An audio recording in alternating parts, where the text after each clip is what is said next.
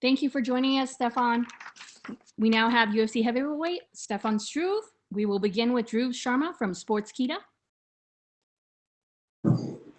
Stefan, Dhruv here from Sportskeeda India. Great to speak with you. So,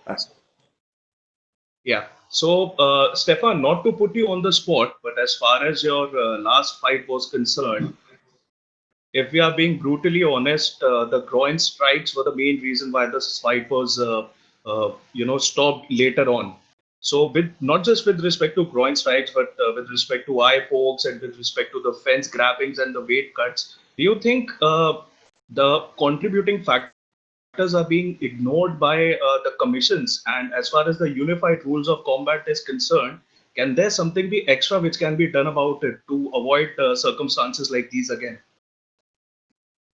Well, you go in the cage and you fight each other, and it's very unfortunate what happened. I don't blame Rothwell for anything. His aim with his kicks is just not as good. But yeah, if it's really, I was able to continue. Luckily, I've seen a lot of fighters fight since then who experience the same thing with low blows, and they stop the fight. If I wanted to, I could have, told him that I couldn't fight anymore. But of course, I wanted to continue to fight no matter what. And it's just very unfortunate because I feel like I was fighting a very good fight. He didn't land a single strike before those low blows, and after that, things changed. So, but it is what it is. I told myself pretty early on to get over it and just build on the performance that I put in the cage. Everything that I controlled was good. That's it. Right. So I know you won't be looking beyond Tai Tuivasa as of now, but given that if you do end up getting a victory in your fight on Sunday, would you be looking forward to having a rematch with Ben? No, it doesn't really matter to me. Like, I don't want to be stuck in that in the negativity surrounding the low blows. I just want to continue to fight well and win fights. And yeah, what I said, I don't really care about that anymore. Like, it is what it is. Right. Thank you. And going back a little, after your fight against Rogerio de Lima, where you won via submission, you had said something about a heart condition which you've been suffering from for a long time. So you were quite vocal about it on social media as well. So can you shed some more light on it? What's that like? Or if someone else has that particular problem, how to, tackle that if one wants to pursue a career in mixed martial arts? Well, with me, they found it when I was 25. Normally, they find it when you're a lot younger.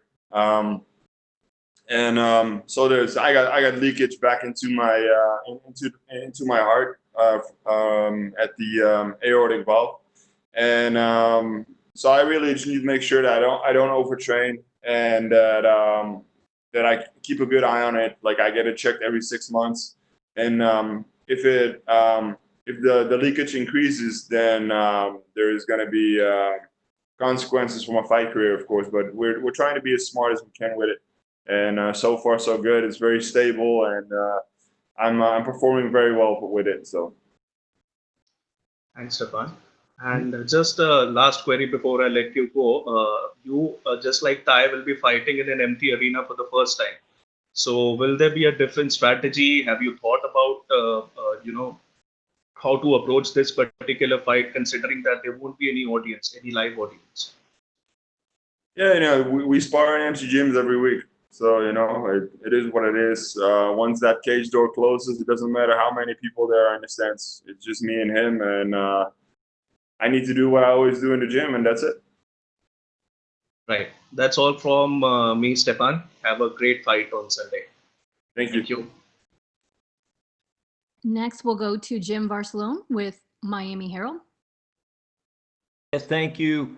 I'm wondering, for this fight, where did you train for this fight? And was there anything different just because of the pandemic and COVID in training for this fight?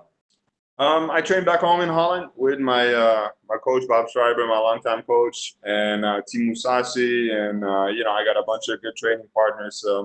I moved camps back home again, starting with the Rogerio Lima fight. I was in Florida for 4 years before that, and it was a great experience. I really needed a new something new for my career to give it a boost. But now it just feels really good to be back home, and I really had a great camp. So things of course are a little different, but it is what it is. You know, it's different for everybody. There's not a ton of pro guys in Holland who just do this. You know, there's a lot of people who fight and work. So you can't ask of them to not be in contact with anybody. So we try to be as careful as possible. And yeah, you didn't always get the amount of sessions you would like to get in, but it is what it is. And maybe it's good because, you know, I tend to really push myself and maybe train too much now and then. But this time we really focused on quality instead of quantity, and yeah, I feel great. So no big deal. Like things were a little different, but I'm just feeling blessed to be here and be able to make a living for me and my family. Yeah, and with that, making a living and doing that and being blessed about it, what are your thoughts of being on Fight Island, having this opportunity and having all these eyes on your fight, the whole fight card, ESPN Plus, and all that goes with it?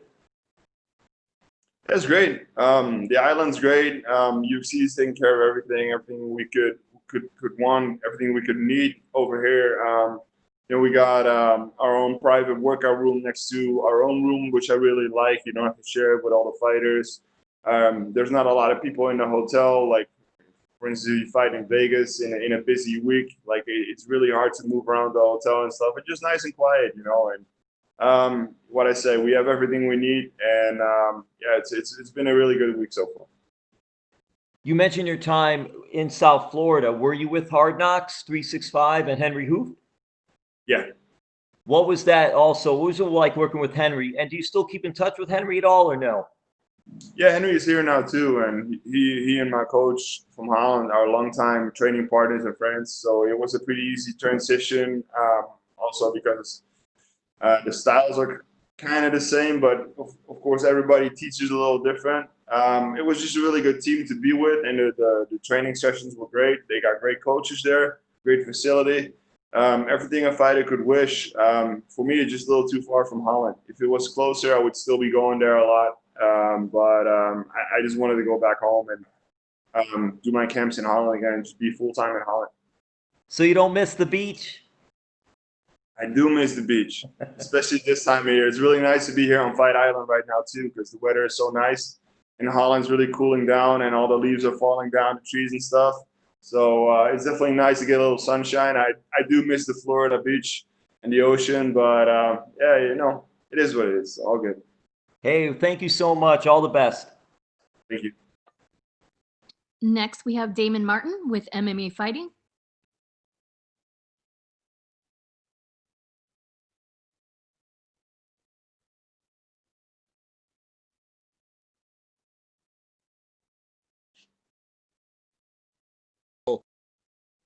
Oh, can you hear me now, Stefan? Yeah, I can hear you. Okay. Coming off the win over De Lima, you had mentioned that might have been the last fight of your career, and then you end up doing a new 6-fight deal, and you come back, and obviously you had to fight with Rothwell. Now here you are this weekend.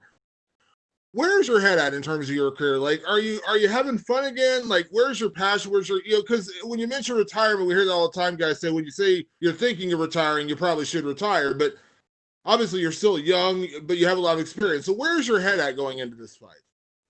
You know, at that point in the Rogerio De Lima fight, I was just not having fun with it anymore. I was just doing the camps to fight and make money, and like I wasn't enjoying it anymore, and like not having the pressure of the fight and having to train and all that for a while I was still training and doing well, really, you know, make me feel good about it again. And like we started to look at things we could implement to make it more enjoyable, change things around a little bit, because I really felt it was necessary in my fighting style.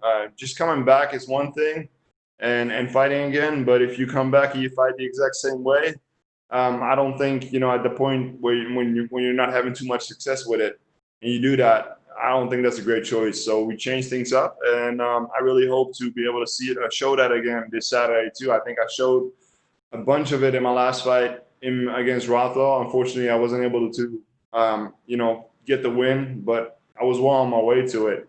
I really feel that was a really, really positive performance in that fight, and I really want to build on.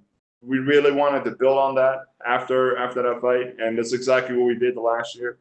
Build on that, improve on the things we wanted to improve on, and I really feel like there's going to be things that I'm going to show that people are going to be surprised.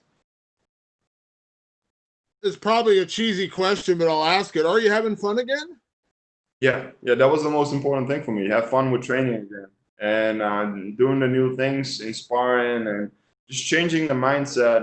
Just working on like how to approach fight week and how to approach sparring, because I didn't really want to spar anymore before that. Like everything was just getting really hard to do, and every single time I had to go spar, it was like a really big thing to go into the gym and knowing you have to spar again, and like it's like I was just done with it. And then I had a good training camp for the Rogerio, the Lima fight, and I was just, the first 5 seconds I wasn't focused enough, and he clipped me, and then I had to survive that first round while he was trying to like take my head off, and all that together, just like I was like, all right, I'm done right now. So I really didn't want to do it anymore at that point. And it took a while, but then I refound the joy in training. I think that's the most important thing. If you have fun with training, then fight week and the fighters, it's going to be a lot easier. And Stefan, when you fought Ben Rothwell, Ben's another guy who's been around for a long time, fought everybody, very, very well-known heavyweight. To go from him to Tai Tuivasa, who's a younger guy, not maybe as well-known, but obviously a big striker. I mean, in terms of your career, like, do you prefer the kind of more well-known guys, like in terms of like who you want to fight, the legends, the guys with kind of like a name like yourself, or do you mind fighting some of the younger guys like a Tai Tuivasa who's 27, he's got a lot less experience than you, maybe not the name. Like, do you mind those kind of different fights? No, I don't care at all. We are offered an opponent, then we look at what we think, and we make a game plan off of the fighting style, and that's it, man. Like we try to have as much fun with it as possible, and if someone has a big name or not, it doesn't matter. It doesn't matter at all. Like, the same thing with the rankings. People are all about the rankings nowadays, but I fought in the UFC for such a long time when there weren't rankings, and people are turning guys down because they're ranked below them, and it's just it's just crazy to me. I don't care. Is that frustrating at all with the rankings? Because you do hear that a lot. Of guys say, well, I'm not going to fight a guy who's unranked, or I'm not going to fight a guy who's below me in the rankings. Like, in a way, do you feel like the rankings are maybe problematic of missing out on some good fights? Yeah, they definitely can be. Like, a lot of people use that excuse, I think, that they don't want to fight guys that are ranked below them. So it's those rankings, it's a lot of it is opinion. Like, where do you think someone needs to be ranked? Because like it's very hard to rank fighters, right? Based on performances. Like, some guys are ranked number one for a reason, and it's really clear that they deserve the next title shot. But for the rest, it's it's very hard to really not have opinions be too big of a factor in that. And last one for me, when you look at Tai Tuivasa, he's kind of a go big or go home guy. He goes out there and swings heavy, swings for the fences. You fought every kind of guy during your career, Stefan. You fought, strikers, grapplers, everything. But what do you think of Tai and that kind of style where it's again, you kind of know, in going into the fight, he's headhunting. That's what he's best at. Yeah. Stay away from him. He's going to be dangerous the first round, especially. He's fast. I need to find my distance like I did in the Rothwell fight, because he didn't land a single blow before the low blows. If I do that, just be smart with it. That's one of the things we train on a lot. I always was waiting on the other guy too much to land a strike instead of maybe moving away. And that's what we've been training a lot of defense, a lot of defensive patterns, different movement patterns. And if I do well, if I fight the way we train all that, then that shouldn't be a problem. And I think that everybody agrees and understands that if I take the fight to the ground, that's going to be a really bad night for him. Thanks, Stefan. Yeah, no problem. And last, we have Augusta Neizge from Somos MMA.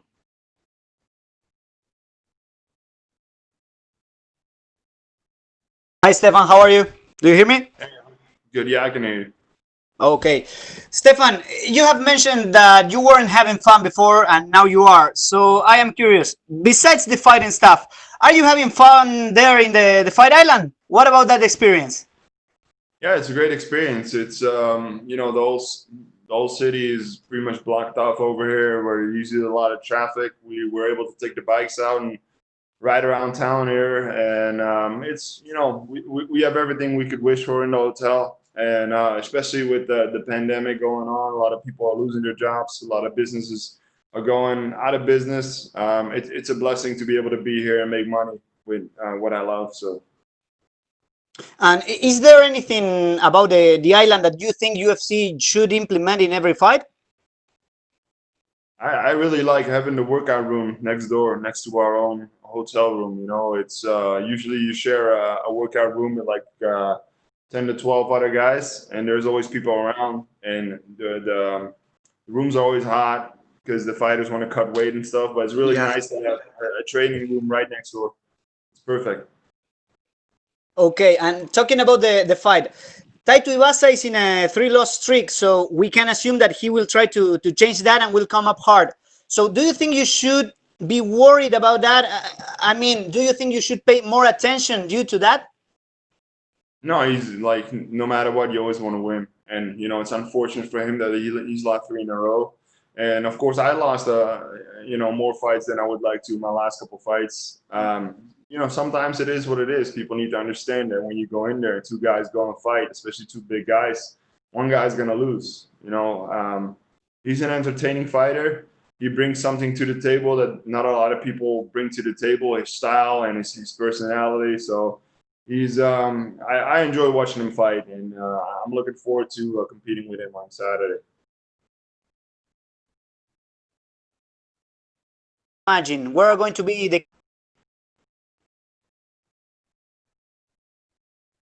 Sorry, I don't hear you anymore. Sound's gone. Yep, sounds like he's having technical difficulties. That's all we have for you today. Thank you and good luck this weekend. Thank you.